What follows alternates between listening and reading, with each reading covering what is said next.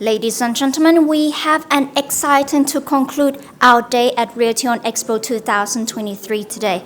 Join us for Digital Marketing, the pillar for real estate, where we delve into the crucial role of digital marketing in today's real estate landscape, led by our esteemed moderator, Marius Papachristodoulou, Assistant Manager and Trainer at Remax Capital. The floor is yours.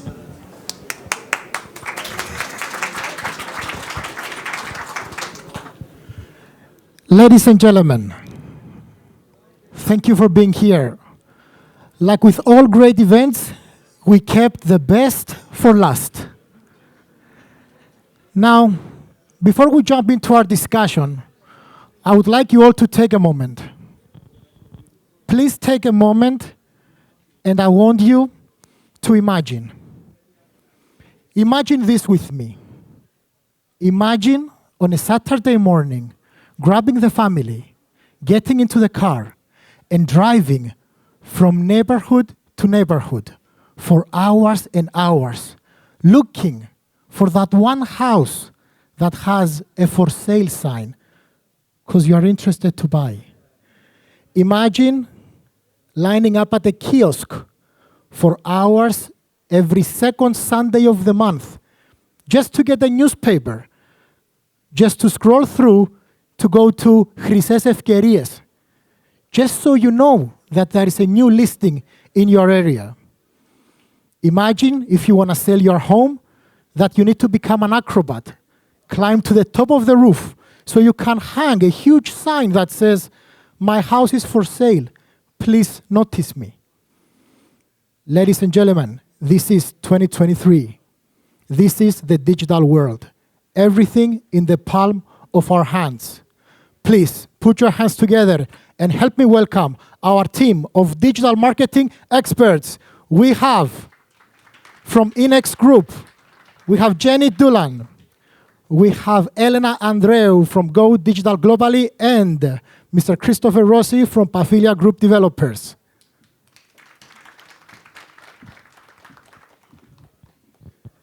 Thank you all for being here. Shall we start with the hot questions or the easy questions?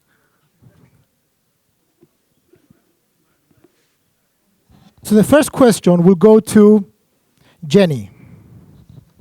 Jenny, how has the real estate industry evolved with the rise of digital marketing, and why is it important to embrace this shift? Okay, well, thank you, Mario, for the question.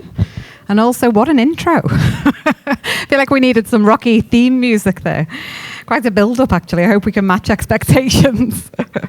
So thank you, everybody, first of all, for sticking around until the end of the day to join our panel. And I hope between the four of us, we're from quite diverse backgrounds and companies and industries, so we can hopefully have a really interesting discussion. Now to your question. I think, there's no doubt and it's no secret that the real estate industry has undergone a significant transformation as a result of the evolvement of digital marketing. And this doesn't just apply to Cyprus, this applies to globally. And I believe that the evolvement and the transformation is a result of a number of different factors. It comes from the rapid evolvement that the digital industry is going through. It seems like every day something new and a new function and method is being announced, and it's really difficult to try and keep up. And not only that, but I think something that definitely amplified the rise of digital use, digital marketing in real estate in particular, is a time period that we probably all hate to remember and talk about, but it's only very recent, which is the pandemic.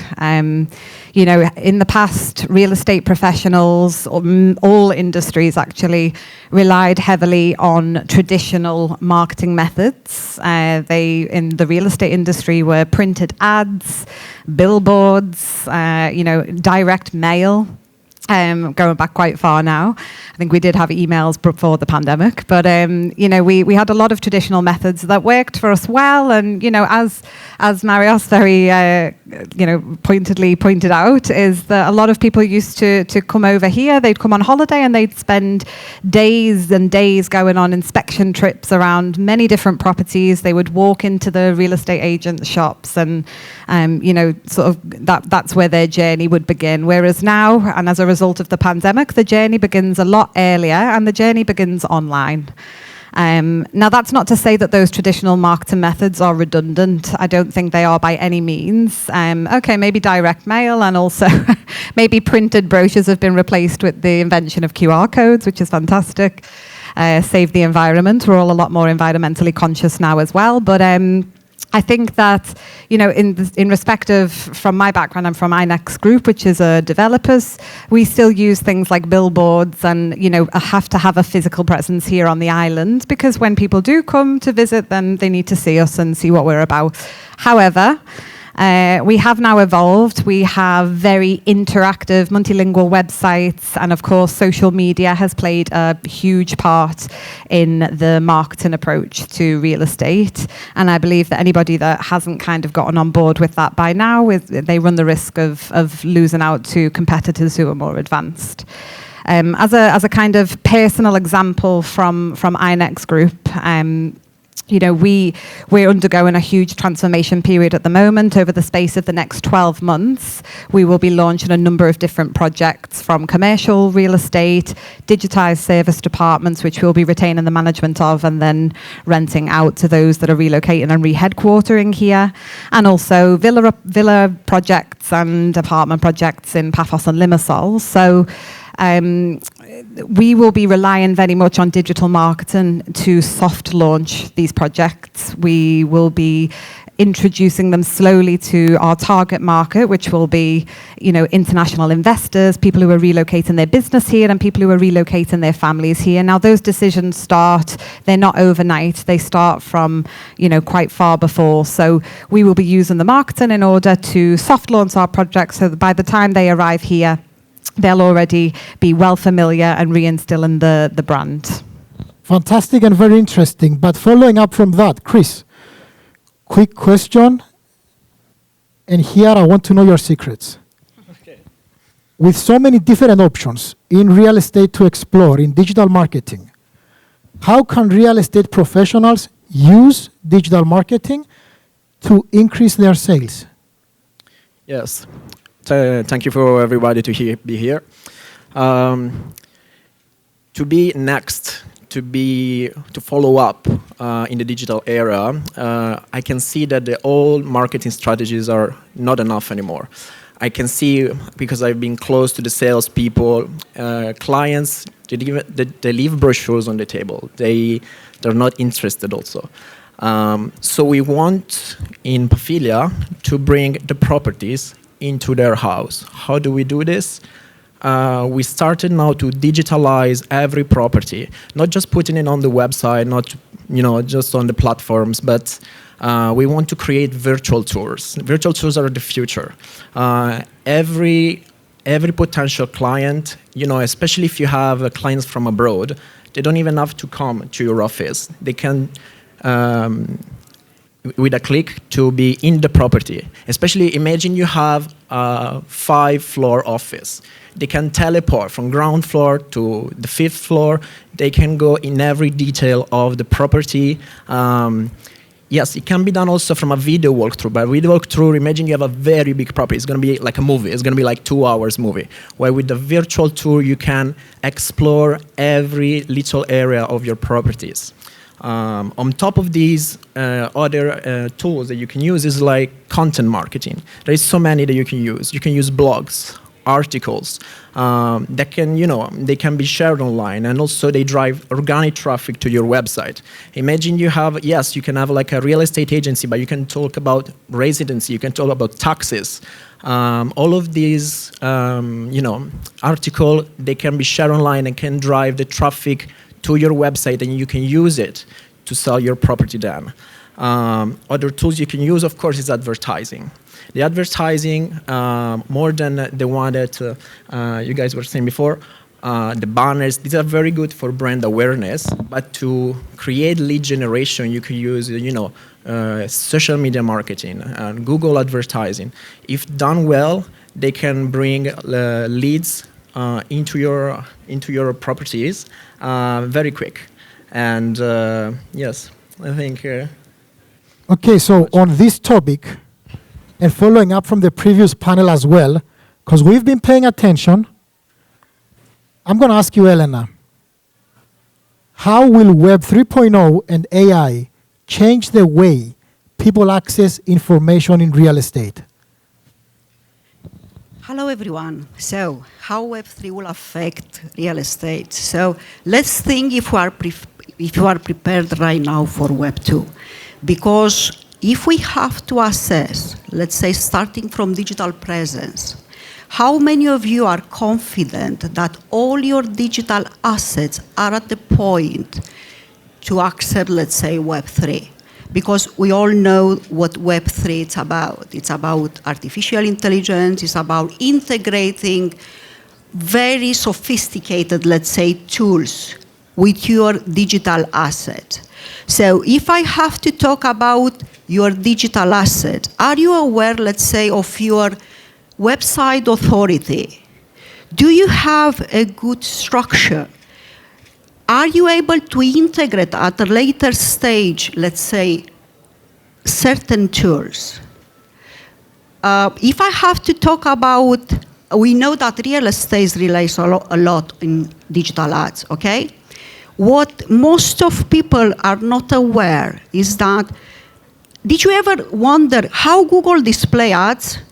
We've noticed like 3 ads at the top of the page, another 3 at the bottom of the page, and some on the second page.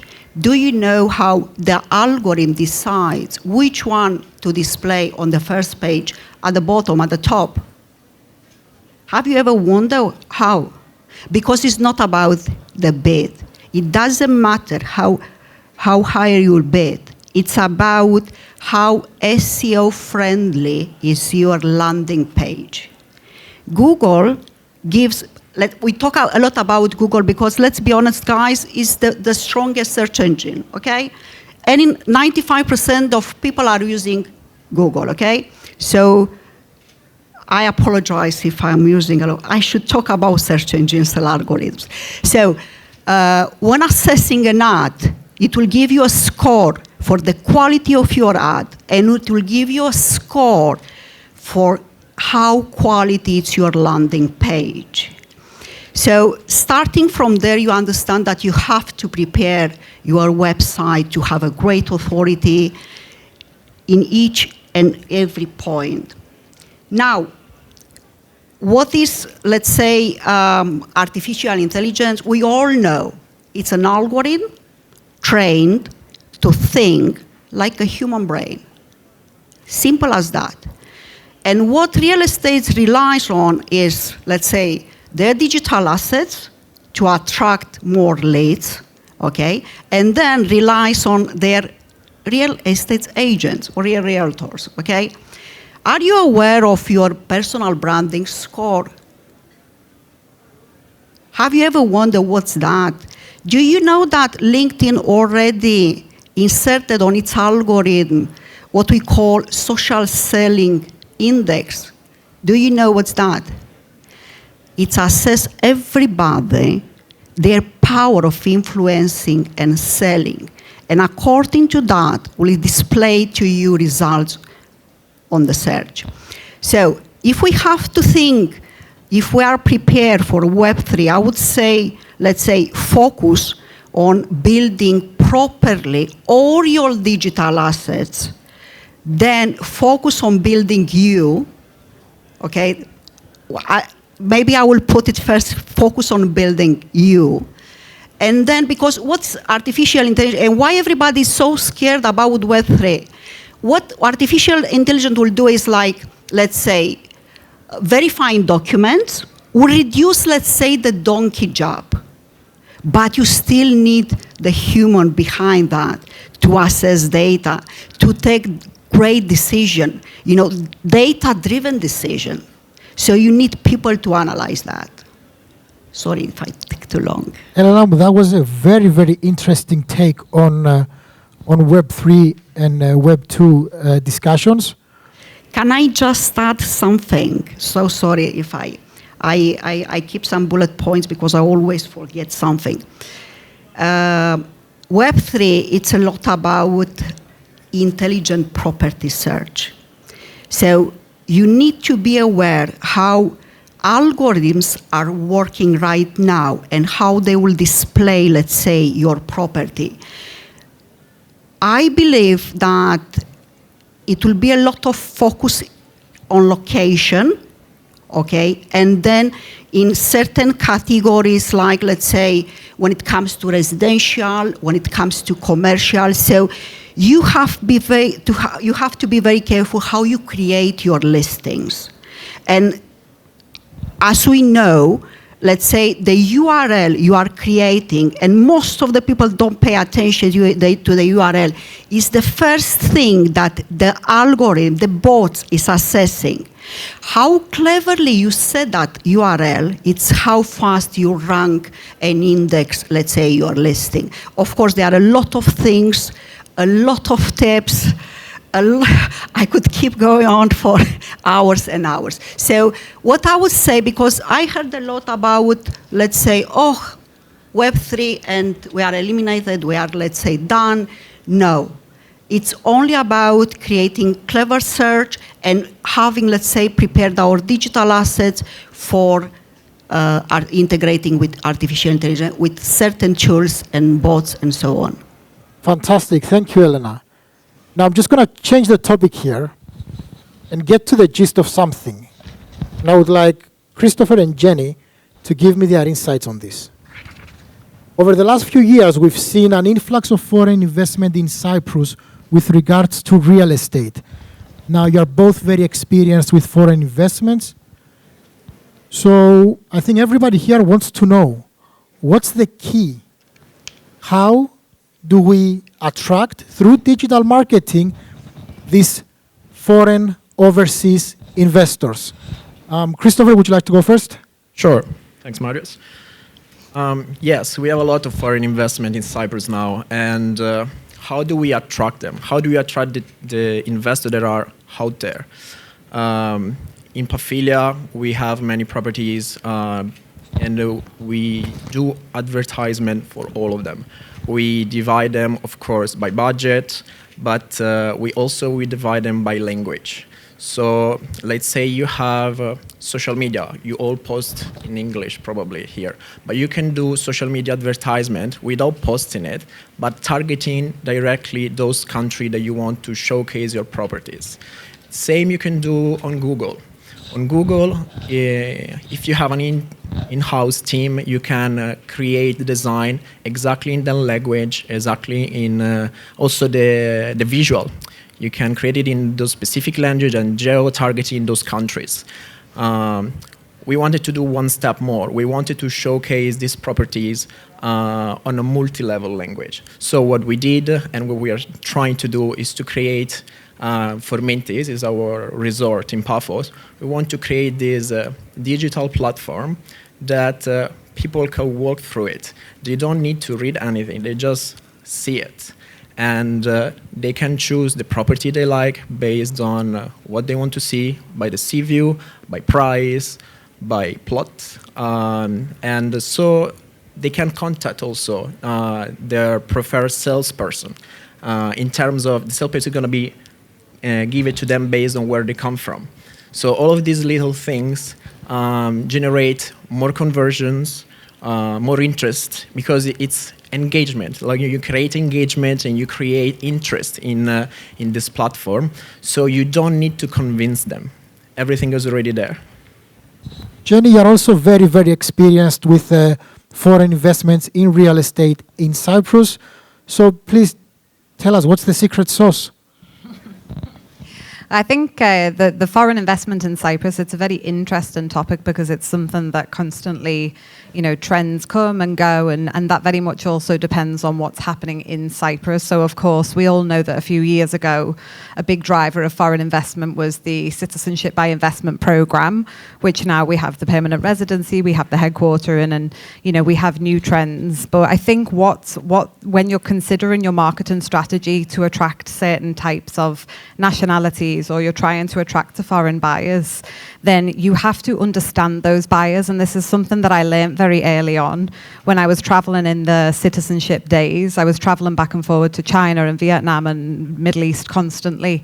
And it was great for many reasons, but mostly because I got to understand the reasons that those clients were relocating to Cyprus or wanted to invest in Cyprus. And regardless of the nationality, that still applies. So you really have to, in order to be able to do the targeted ads, the social media ads, and highlight the age groups, the lifestyle interests, the countries, you have to understand why would they want to move to Cyprus in the first place. And I think that really is the key, because when you understand about their cultures, their buying behaviors, their trends, and also what would appeal to them, you can tailor and structure your marketing around that, so you can create ads that will be appealing to those particular nationalities. And Jenny, since you have the floor, I have another question. Is email marketing still a thing today? Maybe my opinion's a bit controversial here, so maybe you guys have other opinions. I believe there is a place for email marketing. There is a place, but I think that it has to be very sort of specific. It has to be tailored to the right groups. And also, you don't just have to stick with email marketing. Why, as a developer, do I like marketing? Why do I like email marketing? Because I believe that when you're working with referral partners, and that doesn't just limit to developers, also real estate agents will work with other partners, it serves as a very nice kind of nudge to remind them that you're there. They meet developers, they meet other partners all the time. So to send them occasional industry updates, which are crucial to know, and to be the first one to send that update around, or to send through a new project or an upcoming project, just keeps you relevant in their mind. But what I always say about email marketing is that it doesn't have to be email marketing. This again is a lesson that I learned very early on when I was going to China. I'd go to exhibitions, I'd take 1 million business cards, I'd email them all afterwards, and I never heard back from a single one, because they use WeChat. So then I adapted the newsletters and the information that I was sending and sent it through WeChat. The same as if you go to Dubai, they're never going to reply to emails. They use WhatsApp. Cyprus, Viber is still going strong. I think Cyprus is single-handedly keeping Viber in business. But the whole point is that really you need to adapt to the target market that you're trying to reach out to, and tailor it to them. If you send an email to somebody who's never going to read it, there's absolutely no point, and it's a waste of your time. Thank you, Jenny. Now, we are always advising people when it comes to digital marketing that content is key. Now, my question to you, Elena, is what advice would you give to somebody when it comes to best practices in creating content for real estate? Okay, so let's assess first what quality content means, okay? Because we all know that with ChatGPT now you can create a lot of content. Don't think that copy-pasting from ChatGPT, it gives you quality content. To create a valuable piece of content, you have to do a lot of research. First of all, let's say if I will choose let's say a certain keyword that I want to create content for, I will need at least 3 articles. 3. So I'm going to choose, let's say, 3 long tail keywords, and I'm going to build on that. And what I need to do is do a research, see for that keyword what article is ranking, and then I will assess that article, how long it is, how many questions that article is answering, because you need to understand that Google, let's say the search engines, are still answering questions. So then I will do a huge search to see how many other questions I still have to answer. And there are many people saying, you know something, but nobody wastes so much time to read all this content. They don't have to. You can use jump links, and everybody will jump to the section that they are really interested in. So then, if let's say the competitor article that is ranking, it's 100, 500 words, I know for sure that my article should be at least 2,000. If the article that is ranking right now, because has the advantage being on the web already for a long time, let's say, so it has an advantage comparing to mine. So I know that I will have to answer more questions and give more value, okay? And then I will have to do the strategy, how I'm gonna promote it, besides indexing it right away. And most of the people, they really forget about promoting the content. If you create a great piece of content and it's there and nobody is reading it, and you don't drive traffic to that content, it won't rank.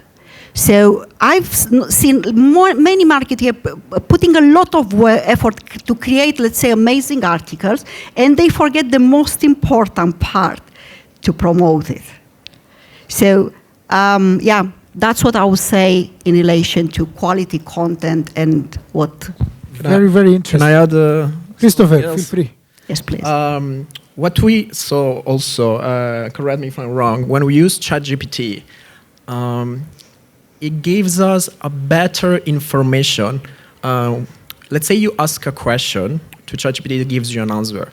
But what we found very interesting, maybe they covered this in previous panel, if you ask ChatGPT to ask you question first, and then it gives you a very good answer on what you're looking for. So let's say you want to create an article about one specific property. You just need to say, it's located here, it has this amount of property available, this is our developer. Ask me question in order for you, ChatGPT, to understand what you need to write. And so it's gonna ask you all of like 5, 6 questions that is gonna be beneficial for ChatGPT to give you a very complete article of what you want to do. And believe me, what you don't cover is gonna take from Google. So it's very unique tool that we can use. Jenny, want to add something on this? Just something brief, because I think you guys have covered a lot of it anyway. But I think that, you know, in regards to ChatGPT and content creation, you know, there's many different ways. Everybody has nice visuals. Everybody can write compelling descriptions. Even if you can't, then ChatGPT can. I think one thing that ChatGPT can't do is create authentic stories. And this is something that when you're creating content to promote real estate, to promote your brand, if you need to utilize storytelling, because if you, for example, have testimonials or videos with happy clients previously, then this is something that shows trust in your brand and also trust in the project that you're promoting. You know, and if you can carry a story through, it's not only testimonials from previous clients. As a very quick example, iNext Group, we recently completed a villa development in the Sea Caves in Paphos. It was 15 villas. It was called Letos Family Park.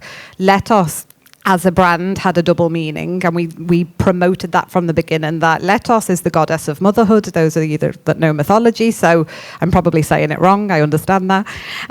You know, that was the goddess of motherhood, so it really fitted in with a family project. However, at the time, our target market for that project was Russian clients who were relocating to Cyprus permanently. Now, I'm definitely going to say this one wrong, so anyone who speaks Russian, please correct me, but Leto? Lieta, thank you, is the Russian word for summer. Now, in the location that this project was, it was very close to the sea and beach, and it was all blue and green, so it was a summer family park also. We carried that through. Since that project was delivered, we've done testimonials with clients, interviews. We have a promo couple that, you know, is happy to continue to share their experience, and we also documented the welcome to this project party, you know, like a housewarming, but a project warming. We videoed all of that, and that's kind of created a real connection with that project. And that's what you can do. You create connections through stories, whether it's about the history of your company, the story behind the names, and so on. So picking up from that and what Elena told before, the question will go to Christopher. And the question is the following. We create content, we put it out, we fill the place with our material. What key metrics of performance indicators should we as real estate professionals be looking at to evaluate the success of our digital marketing efforts? Sure. This is a question that I've been asked a million times, especially from the board of directors. Where do you spend my money? Yes, it's a very interesting question. Well, as marketers, we all need to look at data. So we use tools, like Google Analytics to understand the traffic that is going to the website. We need to understand where it comes from. Is it coming from an ad? If it's coming from social, if it's coming organically or direct to the website. After this, we analyze what's the conversion rate. And for conversion rate, we don't have e-commerce. We have schedule an appointment or submit a form for our properties. So these help us understand what campaign is driving us the best results. Is helping us to understand where our money are well spent and where we're just wasting it. Moving from here, we can analyze the CPA or the cost per acquisition. So after we've done, let's say at the end of the year or the end of the quarter, whenever you like, when you spend the budget, you need to understand and analyze how many leads you got from all the campaign that you run and how much those leads cost you. Like how much those one lead costs you for every campaign. They cost 10 euro, they cost 100 or 1,000. And in our market, it's quite high. And so when you have all of this data, at the end, you can go to the board of directors and say, this is the ROI. So based on what we spent this year, these are the leads that we converted and how many we converted to sales. And you can have your answer. This is what drove the net value to your company. But today, let's say, everything is on mobile phones. Anybody who will say otherwise, they still live in 2000. Now, with the rise of this mobile technology, my question is to Elena, which is most of the clients are looking for properties on the go. They are looking for properties online. They are looking for agents to connect online. So my question is, with your experience and your expertise, what would be an ideal digital marketing mobile strategy to be in front of potential buyers or tenants, for that matter? Okay, so this is a huge subject. First of all, let's say talking about mobile version, okay? Most of developers, they overlook, let's say. I would start, and I was talking with Marius, and I was asking, see, really, how do you start designing a website, okay? And I would start designing it from the mobile version. Why? Because people don't like to scroll a lot. If on desktop, I can have as much as information as I like. I can put, let's say, 8 banners on let's say, on the first block. When it comes to mobile, you have to be very clear what information is more important to display and how you want to drive the client, let's say the prospect. What will be the prospect journey, let's say, and where you want to drive that prospect. Some of the websites are not, let's say, very functional when it comes to mobile, and you can see people trying to open the bar, and links are not opening, pages are not loading fast. You need to understand that people don't like to wait. They don't have time. We are analyzing during the COVID that the span of attention is reduced to 2 seconds now. So if you don't capture their attention as fast as 2 seconds, and you cannot display that why they need you, why they should trust you, on the mobile, because more than 90% of people are searching through their small device. There are only a few in front of desktops. So I would say that I will make sure with my digital marketeer that he's aware of all issues when it comes to Search Console, that will display all possible issues when it comes to mobile issue and certain issues with your website. And then I will make sure that I know what is my strategy, what information I want to display, where I want to drive my client, and what I really want to promote, let's say. Perfect. And Christopher, would you like to chip in on this? Yes. Elena's right regarding the issues. Like if your website doesn't load in like 3 seconds top, people are just gonna go on the competitors one. It's really driving the engagement off. There are tools that you can use to fix it. Some are free, some cost like a few bucks per month. Something that always slow down your website is images. Like you want to put the most quality images, but I can see it, and this is something that I can see it in all of the company that I work for, not just real estate. They put like images that are heavy, like 15 megabyte per image. And to load an image like this, if you don't have the most powerful Wi-Fi, it's still gonna take you like 5 to 10 seconds. So there are tools. There are tools like Content Delivery Network. You can store the images in the cloud. There are other tools that works in the backend that compress all of the CCS, the language code of the website. There are other tools that are called lazy load. So when you go on any mobile, whatever is not displayed, even if the page is long, whatever is not displayed is not download yet. So these give you speed, give you user-friendly mobile, and so people are gonna enjoy your website, are gonna see your properties. And when it comes to visual, also what I can see,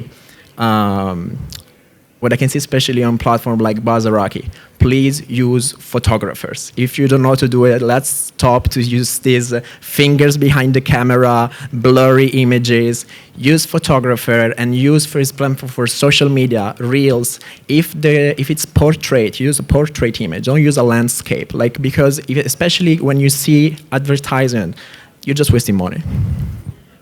Thank you, Christopher, for this.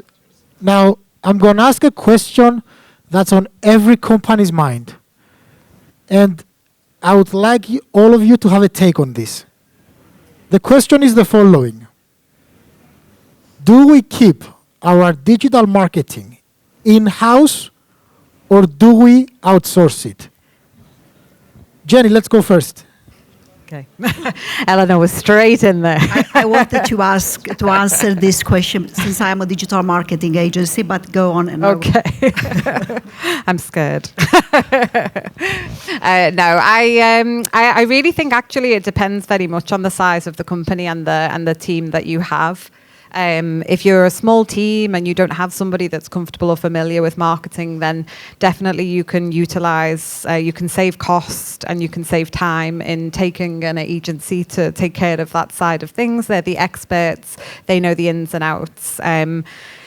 Alternatively, if you have a big company, for example, at iNext Group, we have multiple marketing managers, each taking care of designated projects. They can really focus, and nobody knows the project better than the company itself. You have the control of where the content is going, the brand and the company tone of voice. That being said, as big as iNext Group are and as many marketing managers as we have, we still outsource our SEO and certain aspects of the digital marketing because we not only do we not have somebody in-house that really is a complete expert in this area, but also the advantage, in my opinion, is that the agencies, they have a fresh perspective. They are likely to work with multiple companies and multiple types of businesses. And the risk that you have if you keep everything in-house is that you can kind of fall into the mindset of our way is the best way. And I know me and Chris were speaking about that yesterday. So in my opinion, I would say hybrid. I think if you've got some staff and you can retain a little bit of control, it's great, but to work in conjunction with some of the independent experts, because for sure, Elena knows a lot more about digital marketing than I do. Elena? Okay, Please. what I would say, I totally agree with. You cannot keep in-house because you don't have the expertise in a lot of it. And I don't think that any firm can have the luxury to have a search engine optimization specialist, to have a web designer specialist, and so on. From the other side, although I'm a digital marketing agency, I'm honest, guys, I can't do the whole world, let's say, with my team. I need your expertise when it comes to your field. If I work, let's say, with a real estate agent, I don't know, I'm not aware of what is valuable in the market right now. I'm not aware what you want to emphasize and what is best. So I need the insights from your team to be able to provide the best service that I can. I can use my expertise when it comes to how I can promote you better, how I can make your website faster and better, how I can rank you, let's say, and show you where you want to show up, okay? But I don't have your expertise. So I would say that it's always about a great collaboration between the two teams, let's say. Christopher, would you like to chip in on this? Same here. At Pafilia, we use an hybrid approach as well. So we have a big marketing team. It is expanding, but with so many properties, I have them all lost. One is working for Mintis, one is working for one is working for Neo. It's hard to keep track of everything. So we need to use externals because they help us with our landing pages or what we can't do in-house. We have the graphic, we have the marketers, but sometimes, let's say, we have issues in coding. A web page doesn't load the form, and so I need an extra help from these experts, let's say, that have the expertise in PHP, in CSS, in JavaScript that maybe we can't find in-house, and sometimes we can't even find in Cyprus. So yeah. Ladies and gentlemen, I hope you have been taking notes. There were some great insights. Please put your hands together for our panelists. Thank you. Thank you very much and have a wonderful evening.